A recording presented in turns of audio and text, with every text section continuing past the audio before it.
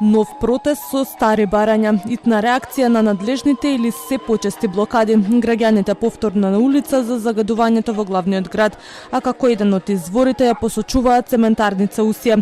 Сметаат дека оваа компанија најголем загадувач, а нејзино дислоцирање ќе значи и сериозно намалување на аерозагадувањето. Доаѓаме да ја блокадираме цементарница Усија, која што представува голем загадувач за овој град и буквално ни ги уништува животите. За да протестираме против Титан Усија, дека не загадува.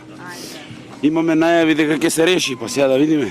Усија и Министерството за животна средина добија жолти картони од граѓаните. Побара и независен мониторинг на работењето на Усија, бидејќи како што истакна организаторите, тие немаат доверба во резултатите од мерењата кои самата фабрика ги прави и објавува. Многу се провидни со она што го прават. После секој протест, после секоја најава за протест, викаат, излагаат со некакви пресови, со некакви извештаи, изјави дека они колку не загадуваат и така натаму.